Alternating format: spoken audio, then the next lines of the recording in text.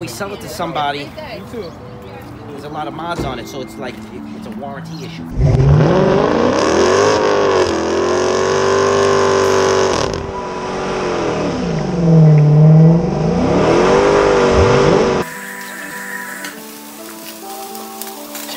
What do you got there?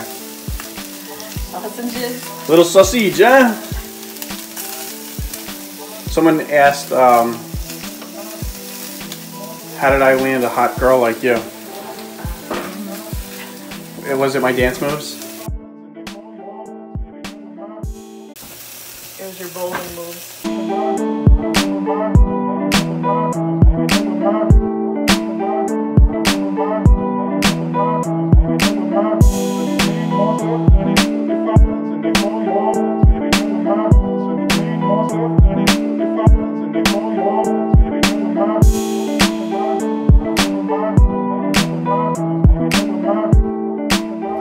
Alright guys, so we are headed out to Security Dodge, and there I know a few people that work there, and we're going to find out what the trade-in value is for the Charger. Now while I'm there, they have a limited edition Challenger with a 392, and it was the 80th anniversary edition. We're going to check that out, but I'm curious to know what the trade-in value would be for the Charger as it sits. And we're going to do a little bit of a rundown on some of the modifications that are done and see what they say, how much the car is worth, what's the trade-in value. Obviously, the trade-in value is going to be a lot cheaper than if I sold it retail or privately.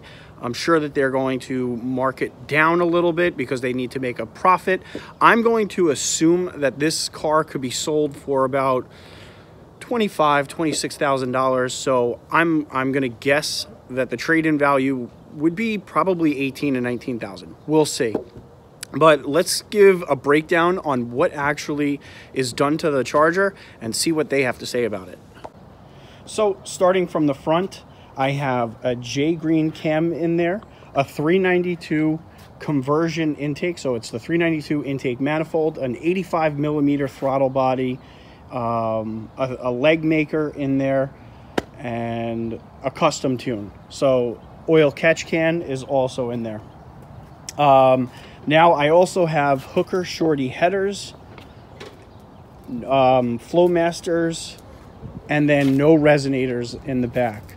On top of that, there's I'm trying to think of other performance mods.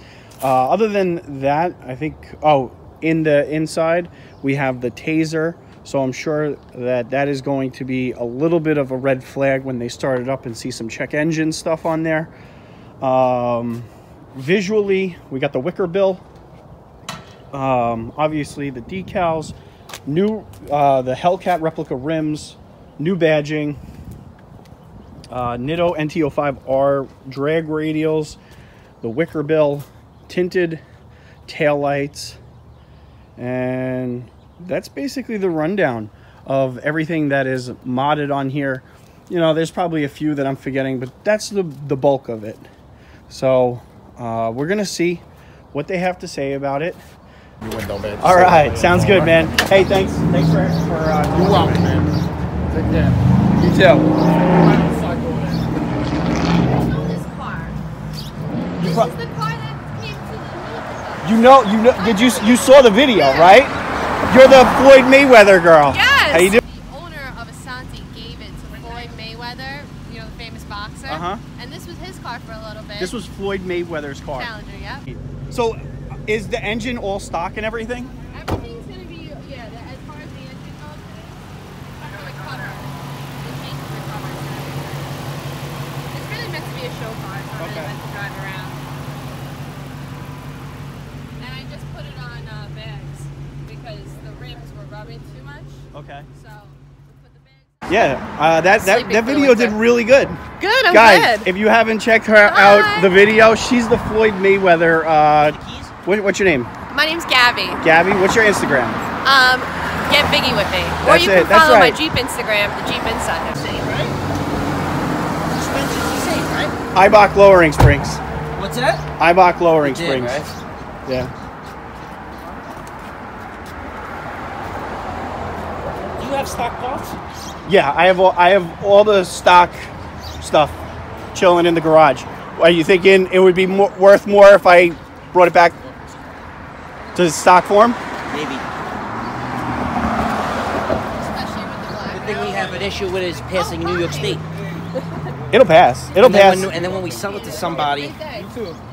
there's a lot of mods on it, so it's like it's a warranty issue for us Okay. with the next customer.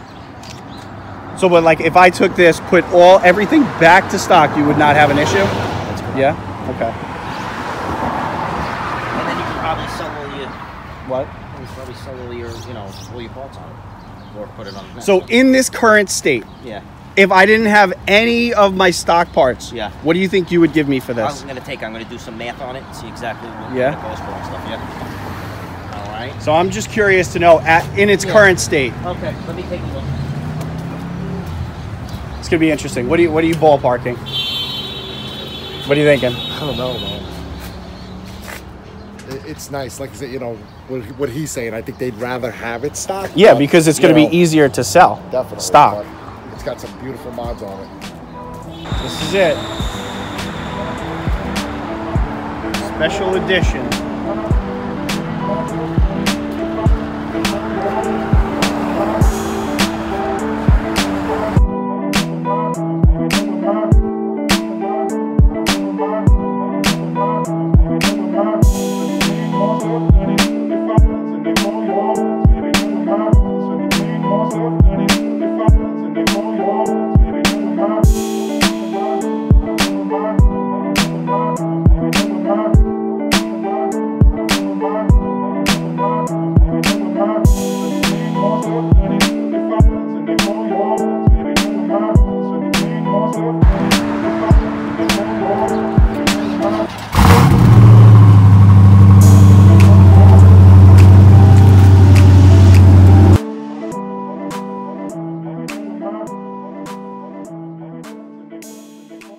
Stock.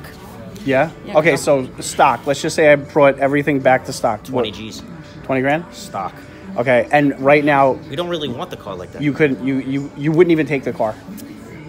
Just from my previous experiences, every time we have a car that's modded out, we put it through our service department, we either have a trouble passing inspection, and I know you said it passes because Yeah, it's yeah, got yeah. the tuner and stuff Yep. like that, but then the bigger issue is when the car comes back for odds and ends, my mechanics are apprehensive to work on them.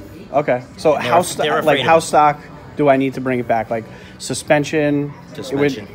I wouldn't be able to Exhaust. uncam it though. I would be able to probably put the intake back in and stuff like that, like untune it, all that kind Yeah. of. But then again, it's also the unlocked PCM is still there and everything. So yeah, all right. So 20 on grand, the but I would spot. have to be 100% stock. Okay. It just every time we get these cars, this is what happens. Yeah. Okay. And mechanics are afraid of them. I would have to completely bring this back to stock to get 20,000 for it. As it sits, they wouldn't even take it just because it is just too modded, too heavily modded. But I was never serious about trading it in anyway. All right, let's get out of here.